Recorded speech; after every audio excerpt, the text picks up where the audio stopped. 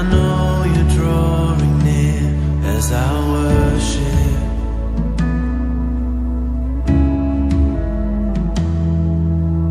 How within your love the wind and waves will come, but I will stay here.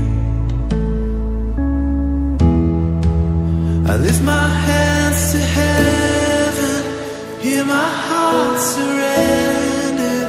I tell my soul again, you are Lord of all. Ce matin,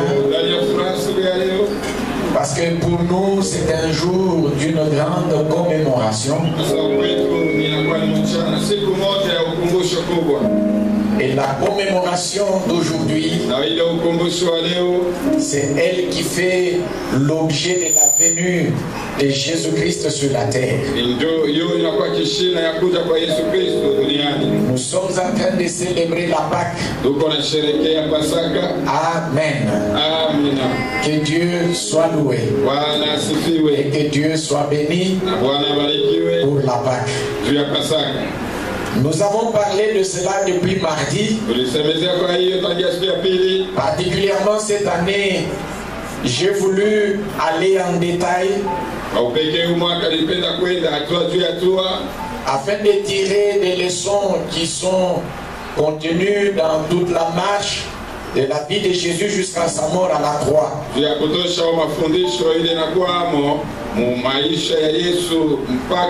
J'ai bien voulu parler des à côté de la Pâque.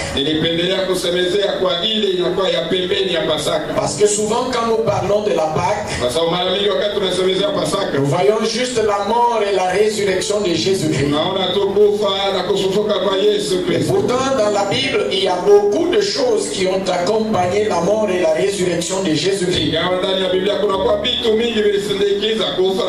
Et ces choses-là nous servent également de leçons et de bénédictions pour chacun de nous. Nous prenons Matthieu chapitre 27, à partir du verset 38, nous lisons. Matthieu chapitre 27, à partir du verset 38, nous lisons. Avec lui furent crucifiés deux brigands, l'un à sa droite et l'autre à sa gauche. Les passants l'injuriaient et secouaient la tête en disant: toi qui détruis le temple et qui le rebâtis en 3 jours, sauve-toi toi-même si tu es le Fils de Dieu. Descends de la croix. Les principaux sacrificateurs avec les scribes et les anciens se moquaient aussi de lui et disaient: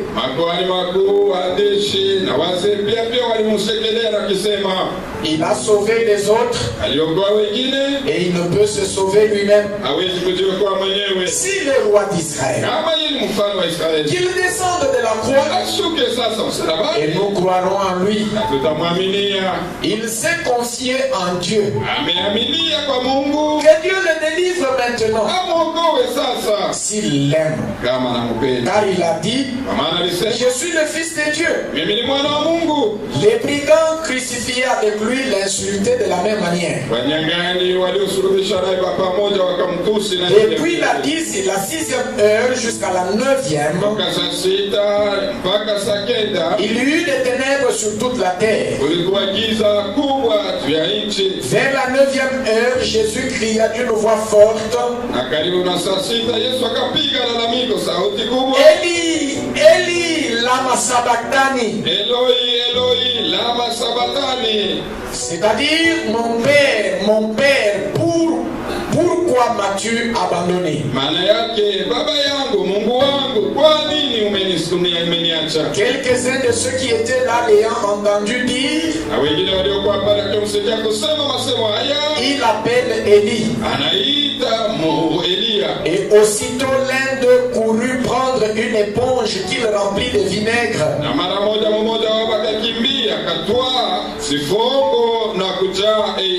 Et l'ayant fixé au roseau, il lui donna à boire. Mais les autres disaient, laisse, voyons si Élie viendra le sauver. Jésus poussa de nouveau un grand cri et rendit l'esprit. Et voici le voile du temple se déchira en deux, depuis le haut jusqu'en bas. La terre trembla, les rochers se fendirent, les sépulcres s'ouvrirent, et plusieurs corps des saints qui étaient morts ressuscitèrent. Étant sortis des sépulcres après la résurrection de Jésus, ils entrèrent dans la ville sainte et apparurent à un grand nombre de personnes. Le centenier et ceux qui étaient avec lui pour garder Jésus, ayant vu le tremblement de terre et ce qui venait d'arriver, ils furent saisis d'une grande frayeur et dirent assurément, cet homme était fils de Dieu. Amen. Amen. Bien-aimé, avant d'aller plus loin, j'aimerais dire quelque chose. La première phrase qu'on a lue nous dit, avec lui furent crucifiés deux brigands. C'est-à-dire quand Jésus était à la croix, de part et d'autre, à gauche et à droite, il y avait aussi un brigand. Qu'est-ce que j'aimerais dire? Tous les trois, les deux brigands et Jésus, ils étaient tous dans la même situation. La même situation de crucifixion, la même souffrance de crucifixion, la même honte de crucifixion, la même douleur de crucifixion. Mais tous les trois avaient des destinations différentes. Tu n'as rien compris. Tous les trois avaient la même situation, étaient dans la même situation. Tous les trois étaient dans la même souffrance. Tous les trois étaient dans la même honte. Mais leur destinée n'était pas la même.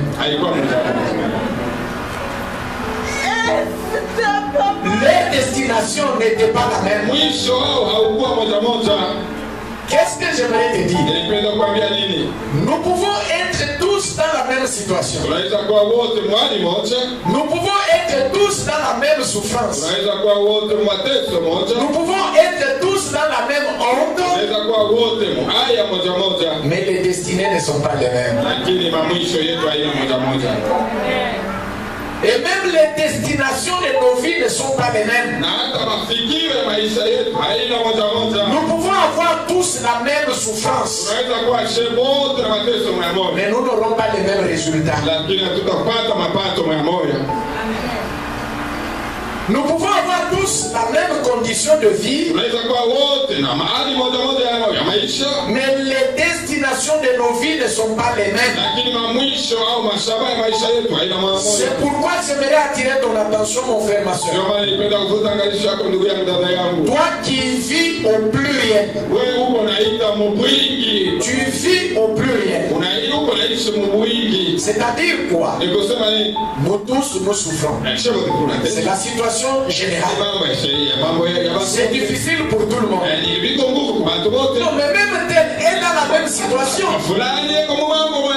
Mais avant de dire ça, pose-toi la question: est-ce que ta souffrance et sa souffrance ont le même résultat? Avant de conclure que nous avons la même honte, avant de conclure que nous avons les mêmes difficultés, avant de te calmer pour dire que c'est difficile pour nous, pose-toi la question, est-ce que cette même souffrance va produire le même résultat chez vous tous? Regardez bien aimé, les deux brigands là, le résultat de leur crucifixion, c'était la mort éternelle. Les deux brigands là, les résultats de leur crucifixion, la destination de leur crucifixion, c'était la mort et la perte éternelle. Mais pour Jésus, c'était un autre résultat. J'aimerais ce matin te dire une chose, que tu recherches, même dans la souffrance qui est générale pour tous, que toi tu recherches des résultats extraordinaires. Même dans la situation qui est difficile pour tout le monde, mais que toi tu y recherches des résultats particuliers qui sont attachés à ta vie. Pour les deux brigands, je disais cette crucifixion c'était pour la mort éternelle. Mais pour Jésus-Christ, sa crucifixion c'était pour vaincre Satan. Sa crucifixion, c'était pour sauver l'humanité entière. Sa crucifixion, c'était pour être glorifié. Ce qui veut dire la même situation peut produire la gloire chez les uns et produire la honte chez les autres. Tout dépend du côté où tu te trouves. La même difficulté, la même souffrance peut produire la gloire chez les autres et produire la honte chez les autres. Ça peut produire la grandeur chez les autres et ça produit la petitesse chez les uns. Tu es de quel côté? Mais pour Jésus, cette crucifixion, cette honte par laquelle il passait, c'était pour un résultat meilleur qu'un homme n'ait jamais réalisé sur la terre. Ce matin, je parle des acquis de la Pâque. La Pâque nous donne beaucoup d'acquis. Mais ce matin, je vais parler juste des deux grands acquis que la Pâque nous donne. De manière que tu saches quand tu célèbres la Pâque, de quoi il s'agit réellement.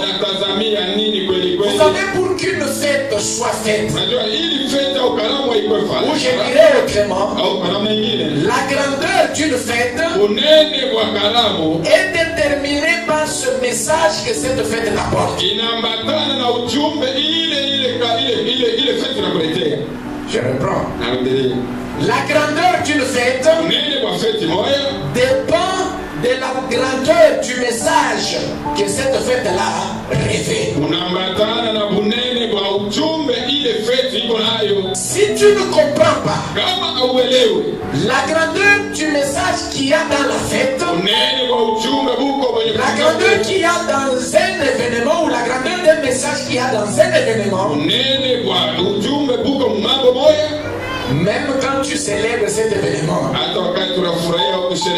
tu vas le célébrer superficiellement. Imaginez par exemple quelqu'un qui est en voyage dans un avion et l'avion connaît un crash. Il est le seul survivant. Il vient à la maison, il organise la fête et il invite ses amis, les membres de sa famille. Ils mettent la musique. Pendant que les gens mangent et boivent, Pendant que lui aussi mange et boit, cette fête n'a pas le même message pour tous. C'est ainsi que même les joies ou les dimensions des joies qui seront exprimées dans cette fête-là, ça sera différent les uns des autres. C'est pourquoi la Pâque, si tu ne comprends pas vraiment la grandeur des acquis que la Pâque te donne,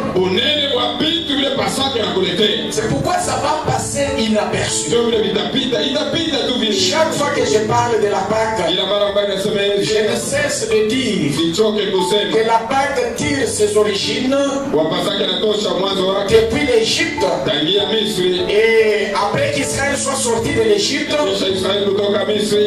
Dieu avait institué 3 grandes solennités en Israël. La première grande fête, c'était la fête de la Pâque.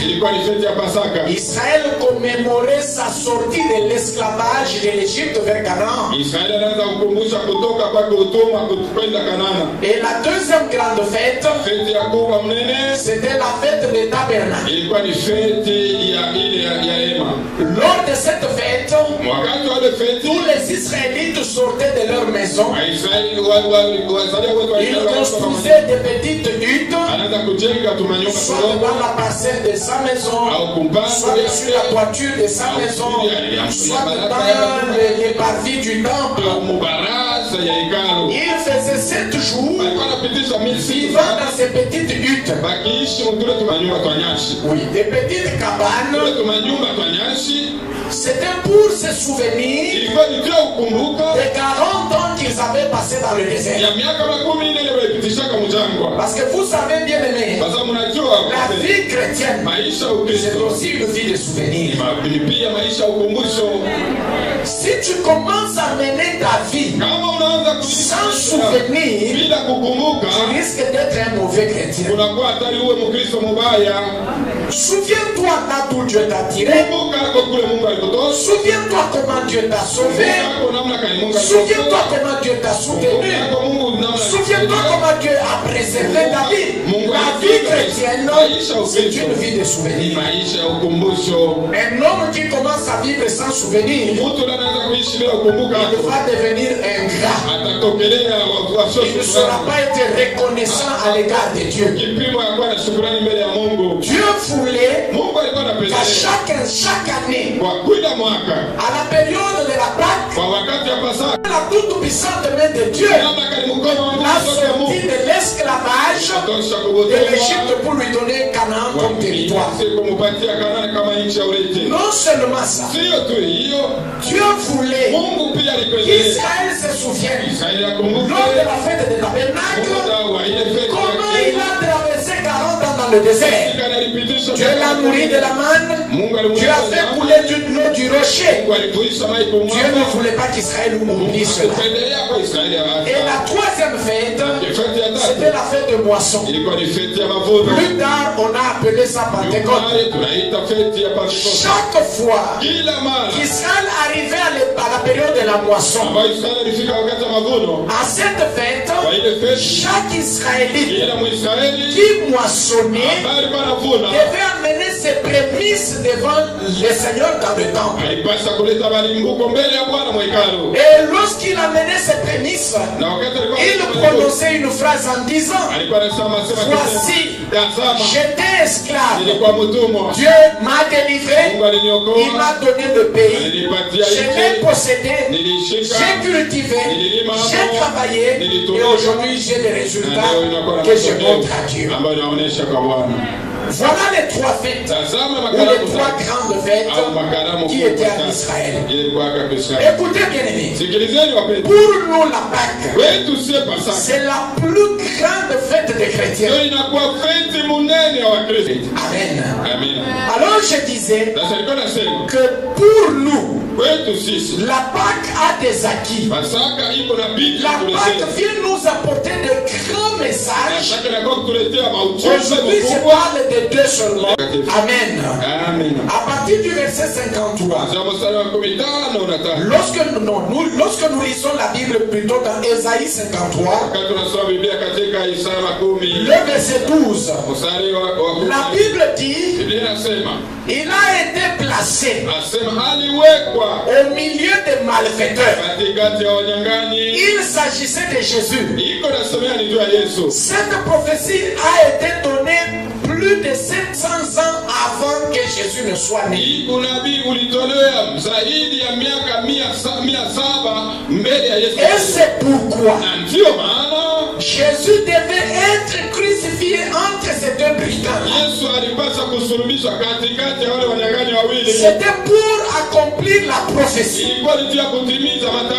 Et que les choses se passent comme il a été dit. La vie de Jésus, sa mort, sa crucifixion, sa résurrection, tout s'est fait dans les détails des prophéties qui ont été données. Même sa naissance. Jésus est différent de Mahomet. Il est différent de Bouddha. Il est différent de Confucius. Différent de qui que ce soit que vous pouvez citer. Parce que sa naissance, depuis sa naissance jusqu'à sa montée, tout a été prédit. Tout a été prédit. Il n'y a rien qui a été fait au hasard. Rien du tout. Rien du tout. Regardez ces brigands. Si la position de Jésus au milieu des brigands a été prophétique, la position des brigands aussi à côté de Jésus a été aussi prophétique. Regardez, ces deux brigands sont à une place de choix.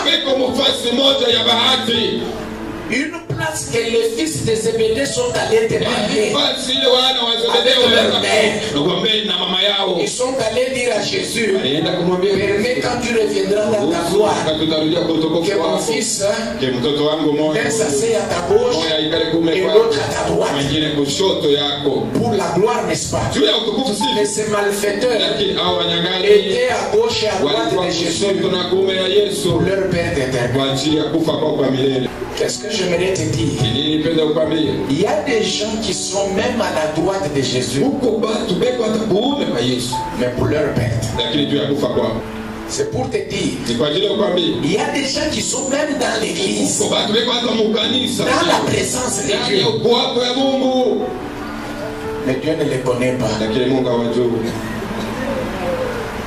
Il est dans la présence de Dieu, mais il vit comme un païen. Regardez, quelqu'un à la droite de Jésus et il l'insulte. Toi tu as dit que tu étais le fils de Dieu. Sauve-toi, détache-toi de la gloire et détache-nous aussi. Est-ce que c'est moi qui t'ai amené à la croix? Est-ce que nous sommes venus pour la même cause à la croix? Il est à la droite de Jésus, dans une position privilégiée, mais il ne sait pas jouir de sa position. Il y a des enfants de Dieu dans la maison de Dieu. Ils sont présents au culte, au séminaire, aux séances de prière. Mais ils ne savent pas jouir de leur présence dans la maison. Pourquoi? Leur façon de faire les choses. Ce brigand est resté brigand sur la terre, et ce brigand est resté brigand même à la croix. C'est ainsi que vous trouvez quelqu'un impudique en dehors de l'église, impudique dans l'église. Il frogne en dehors de l'église, et même quand il vient, il entre au milieu des enfants de Dieu, il continue à être ivrogne. Rien n'a changé.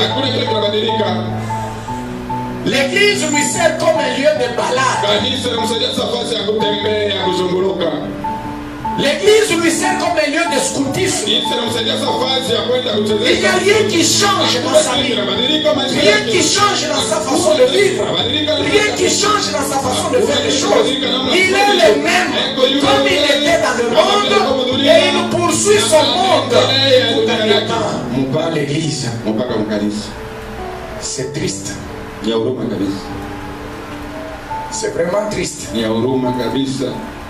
Et si tel est ton cas, que cette Pâque te transforme. Si tel est ton cas, que cette Pâque apporte un changement. Si tel est ton cas, que cette Pâque apporte un changement dans ta façon de vivre. La Bible dit, le verset 39 et 40, que même les passants l'insultaient eux aussi. Il secouait la tête. Il dit, toi qui détruis le temple dans 3 jours. Et toi qui détruis le temple et le rebâtis dans 3 jours. Tu ne sais pas te sauver. Tu as sauvé les autres. Tu ne sais pas te sauver. Les sacrificateurs disaient, il s'est confié en Dieu. Que Dieu le sauve. Je reprends. Souvent dans la vie, nous ne connaissons pas les vraies causes des choses, même les vraies raisons. Surtout quand il s'agit des autres. Mais ce que j'aimerais te demander à toi, si tu souffres, que tu saches pourquoi tu souffres. Que tu saches où te conduit cette souffrance-là. Refuse de souffrir des souffrances inutiles. Je reprends. Si tu souffres, il faut que tu saches pourquoi tu souffres. Refuse de souffrir des souffrances inutiles. Jésus savait pourquoi il souffrait. Les passants ne savaient pas. C'est pourquoi il pouvait parler comme il parlait là. Si tu sais pourquoi tu souffres, laisse les autres se moquer. Continue ta marche. Si tu sais pourquoi tu souffres, laisse les autres t'abandonner. Continue ta marche. Car au bout de ta souffrance, la gloire va apparaître. Si tu sais pourquoi tu souffres, laisse les autres se moquer. Mais toi, continue ta route. Parce qu'au bout de ta souffrance, ils changeront ta vie pour atteindre ce niveau de calme. Quand on grandit et quand on devient mature, il faut savoir atteindre ce niveau de calme. Même quand les gens bouillonnent, même quand les choses bouillonnent, même quand les montagnes bouillonnent, tu es calme.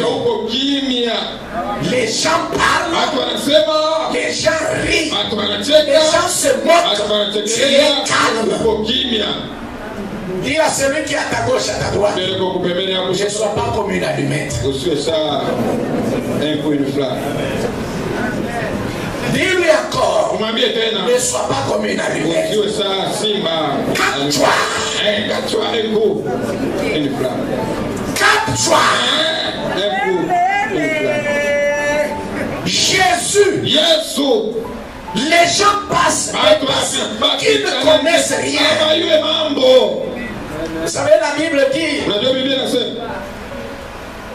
un passant qui s'ingère dans des affaires qu'il ne connaît pas, c'est comme quelqu'un qui va saisir un chien d'autrui aux oreilles. Il va te laisser. Il y a des gens qui ne savent pas se maintenir. Même dans des choses qui ne les concernent pas. Il faut toujours qu'il parle. Même dans ce qu'il ne connaît pas. Il faut toujours qu'il ajoute une parole. Même dans ce qu'il n'a pas vu. Il faut toujours qu'il commente. Dis à celui qui est à ta gauche, à ta droite. Grandis. Dis-lui maintenant, toi aussi. Même quand on parle, est-ce que tu ne peux pas grandir? Rester seulement calme. Même si tu as entendu Jésus, on ne lui a pas rapporté les moqueries des passants. Jésus, on ne lui a pas rapporté les moqueries des sacrificateurs. Il les entendait lui-même de ses propres oreilles dans la douleur de la croix, dans la douleur des clous. Il entendait ces paroles et il est resté calme.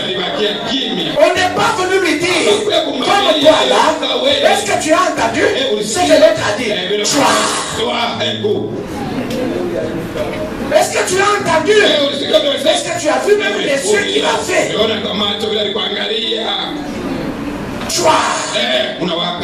Celui qui te dit, il n'était pas là. Toi-même, tu n'étais pas là. Jésus a entendu de ses propres oreilles. Imaginez bien aimé, la Bible déclare, celui qui souffre, c'est dans Job, celui qui souffre a droit à la compassion de son frère, même s'il aurait abandonné Dieu. Ce qui veut dire, celui qui souffre, ce dont il a besoin, c'est la compassion. Mais imaginez-vous, quelqu'un qui souffre, les sang coulent de partout sur la tête, il y a des couronnes d'épines, les mains sont percées, les pieds sont percés, les douleurs partout. Et pendant ce temps-là, les gens se moquent, ils rient. Est-ce que vous pensez que c'était impossible pour Jésus de se détacher de la croix?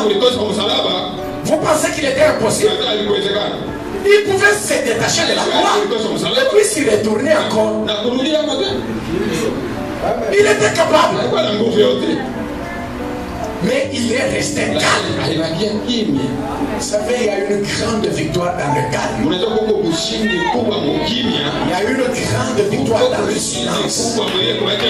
Si tu veux vaincre tes ennemis avec fierté, tu veux vaincre tes ennemis avec élégance, tu veux vaincre tes ennemis avec maturité, garde silence. Même si tu l'entends toi-même. Un jour on me dit quelque part, quelqu'un construit sa maison et puis un motard vient passer. Ah oui, construit. Et puis il gronde le motard. Il dit, mais toi, tu ne vois pas que la route c'est là-bas, tu viens passer. Le motard s'arrête à distance là et dit, voilà, c'est la maison là même, c'est quelle maison là? L'homme se fâche. Nous sommes habitués. Jenga nyumba yako andika pesa moja lala kichwa ndani mikulu nje ninaangalia nani. Dis à celui qui est à ta gauche, sois comme Jésus. Même dans des moments de difficulté, dans des moments difficiles, dans des moments d'abandon total, calme, comme s'il n'y avait rien. Calme. Mais toi,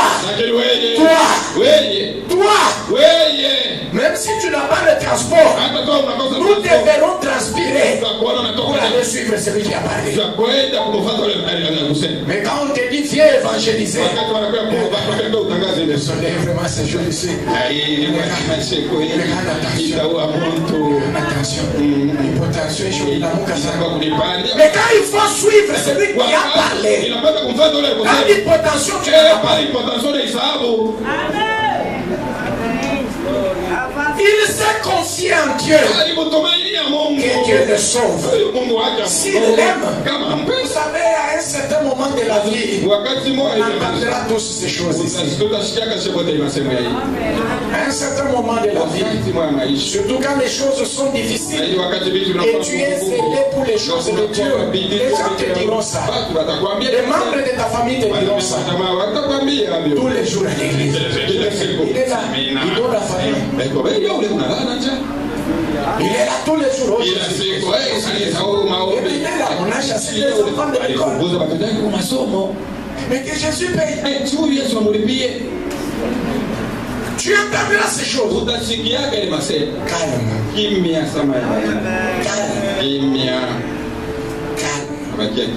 Et puis vous savez, quand vous grandissez, votre calme, ce n'est pas que vous n'avez pas entendu. Vous avez entendu. Vous êtes calme. Et puis même celui qui a parlé, c'est pour la chose. Il a entendu.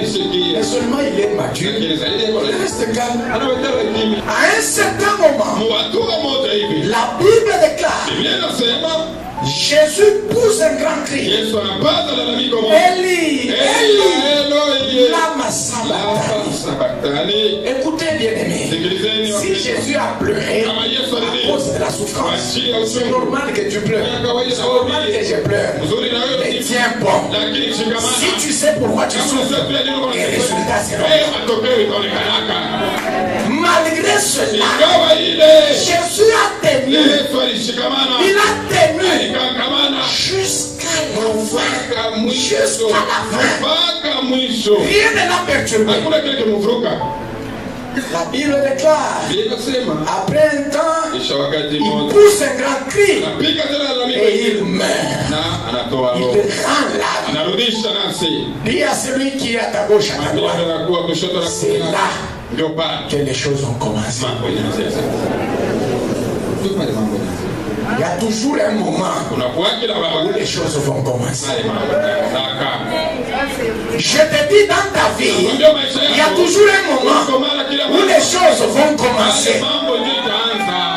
Je répète encore, dans ton travail, dans ton projet, il y a toujours un moment où les choses vont commencer. Les ennemis qui te font tous les jours, ils pensent que tous les jours sont comme tous les jours.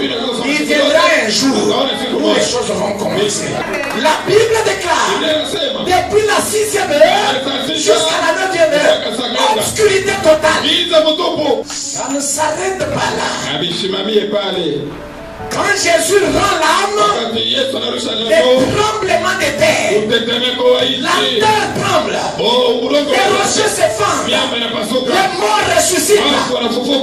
Le centenier, non seulement lui, mais ceux qui étaient avec lui, quand ils ont vu ces choses, eux-mêmes, sans être exhortés, ils ont ouvert la bouche, ils ont dit, assurément, cet homme était fils de Dieu. Il y a toujours un temps où ceux qui se moquent vont dire, assurément il est privilégié. Il y a toujours un temps où ceux qui se moquent, ils diront, son Dieu est vivant. Il y a toujours un temps où ceux qui se moquent, ils diront, son Dieu est tout puissant. Il y a toujours un temps. Il y a toujours un temps. Je dis il y a toujours un temps. Il y a toujours un temps où ceux qui sont allés loin vont revenir. Il y a toujours un temps où ceux qui t'ont abandonné, ils viendront demander pardon. Il y a toujours un temps. Imaginez-vous le centenier qui était assis confortablement gardant Jésus. Quand il a vu, ça n'a pas laissé tranquille ce centenier. Il y a des choses qui vont se produire qui ne laisseront pas tranquille les ennemis. Jésus meurt. Il y a quelque chose que j'ai toujours rappelé à l'église et au peuple de Dieu. Le premier atout que nous avons dans la Pâque, en dehors des tremblements de terre, en dehors des rochers qui s'effondrent, en dehors ressuscite. Ça ne nous concerne pas.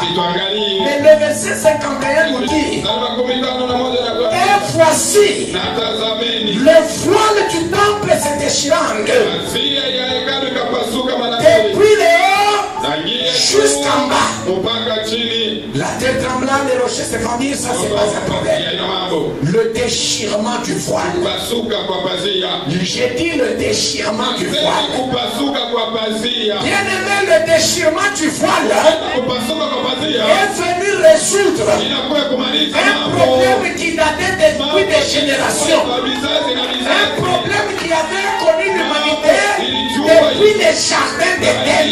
C'est-à-dire un problème qui avait longtemps duré.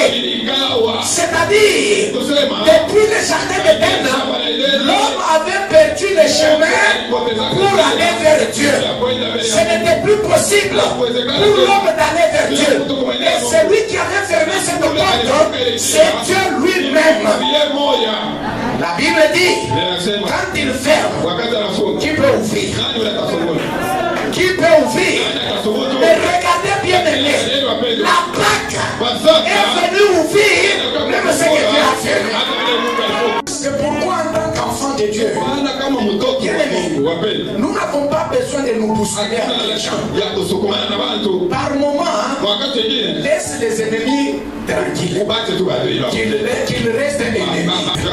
Judas s'est battu lui-même. Personne ne l'a battu. Personne. Laisse-les comploter nuit et jour. À midi, matin et soir, qu'il continue. Un problème qu'un homme ne pouvait pas résoudre. L'homme ne pouvait pas. Il ne pouvait plus aller vers Dieu. Et c'était des générations. Depuis Adam. Depuis Adam. Mais regardez ce que la Bible nous dit. Prenons la Bible rapidement. Dans Hébreu. Hébreu au chapitre 10. Allah, c'est merveilleux. Hébreu chapitre 10. La Bible dit ceci.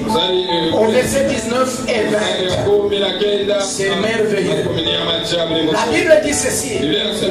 Ainsi donc, frères, puisque nous avons, au moyen du sang de Jésus, une libre entrée dans le sanctuaire par la route nouvelle et vivante qu'il a inaugurée pour nous au travers du voile, c'est-à-dire de sa chair.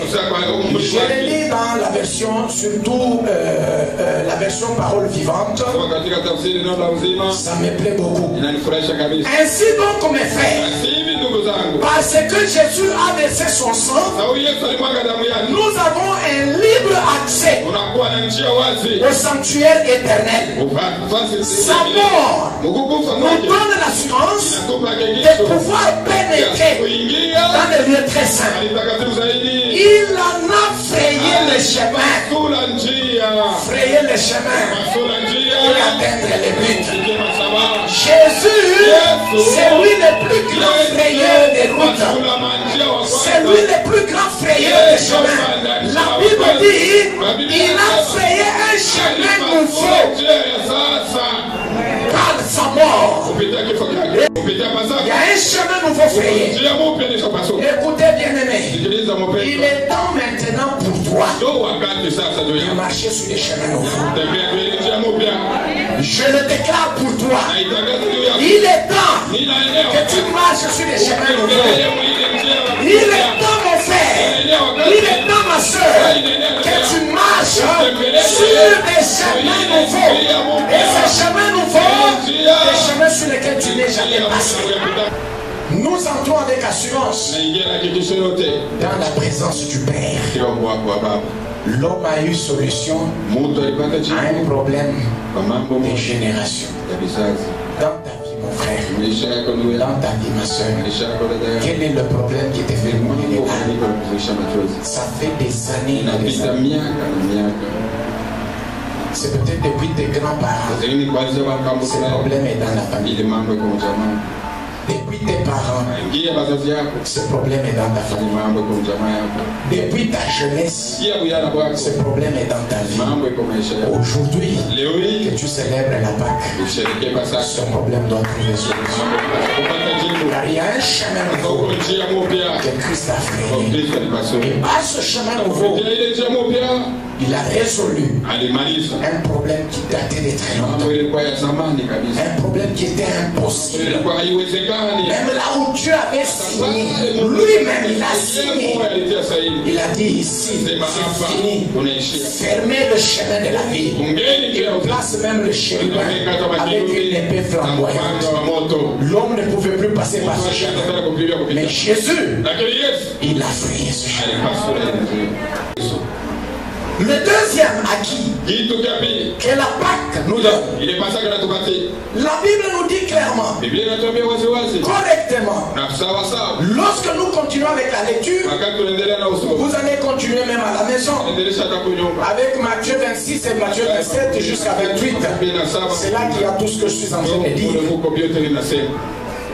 Les morts ont été ressuscités ces jours-là. Vous savez pourquoi? Il fallait que le sang de Jésus, que la mort de Jésus-Christ prouve instantanément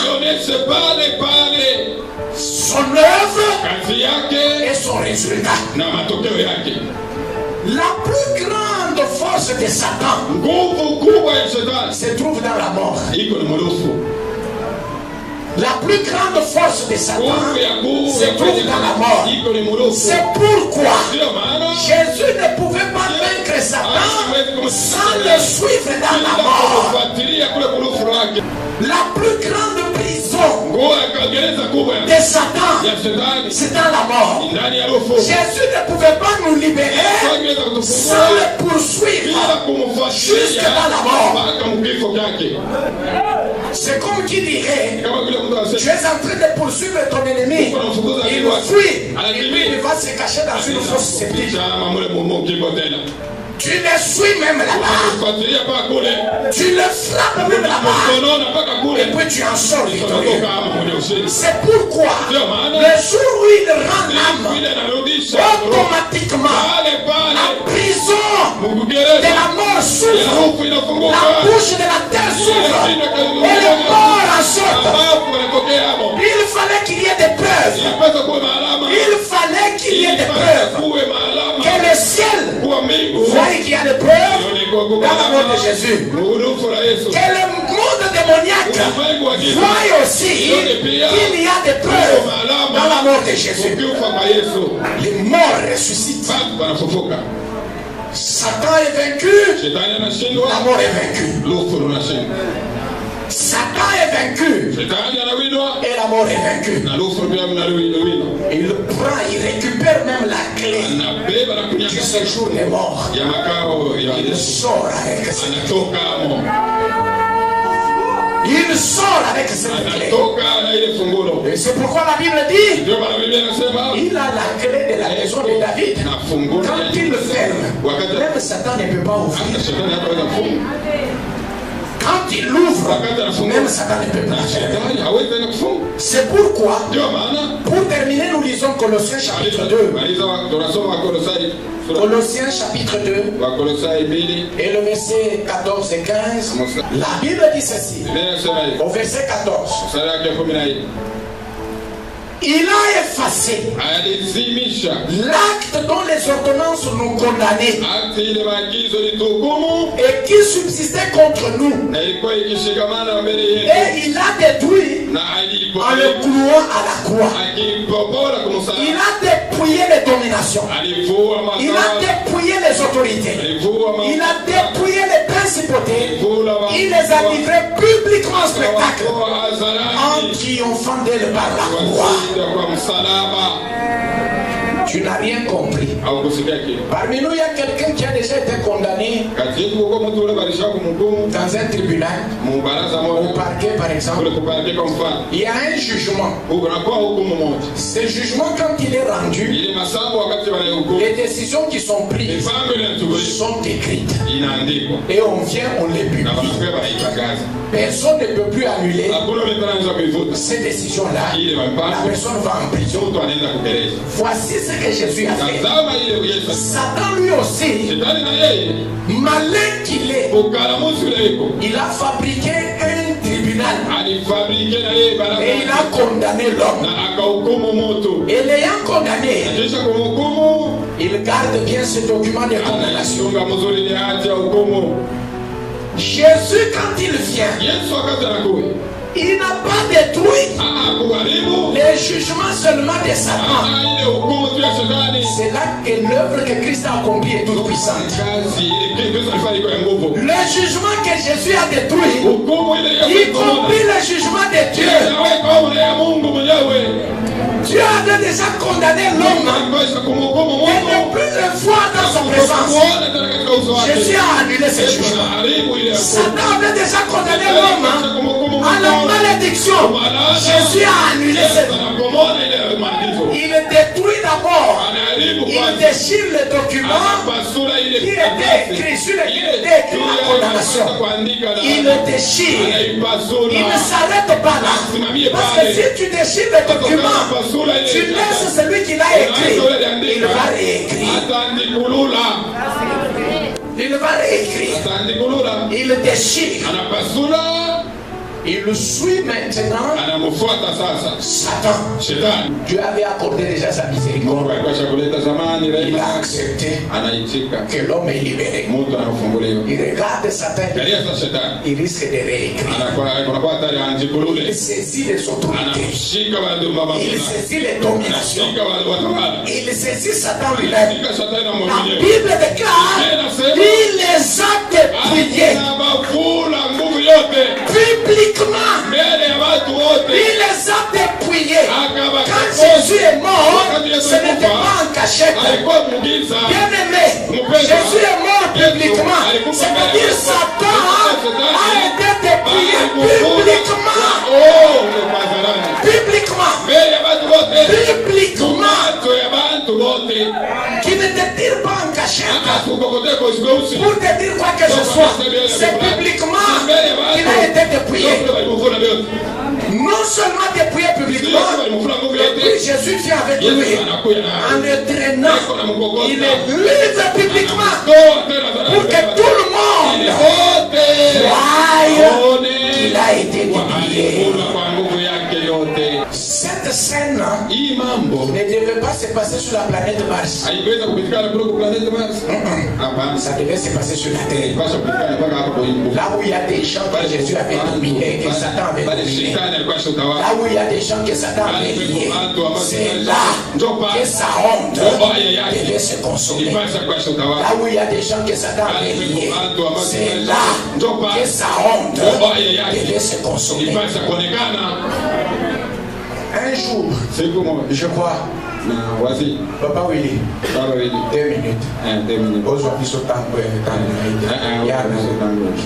donnez-lui le micro. Papa Willy, dans la police, lorsqu'on dépouille un général, on le fait comment? Allez-y.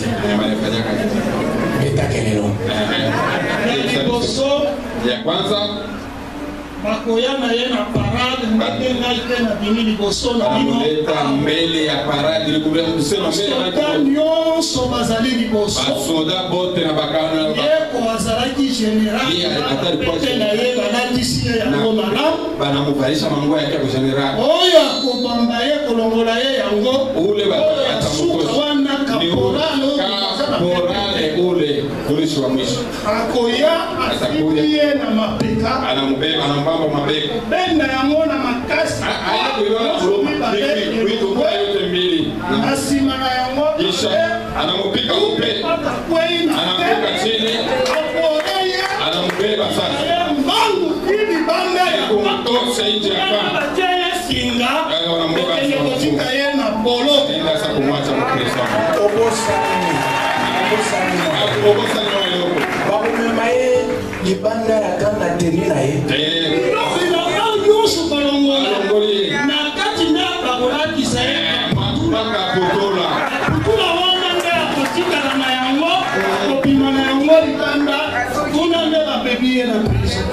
C'est ça que Jésus a fait des hommes. La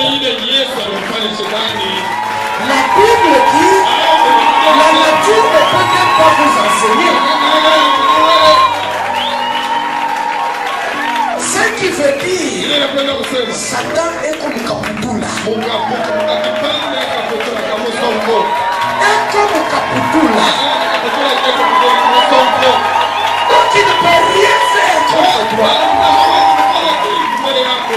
Et le troisième jour, Jésus sort de la porte. Viva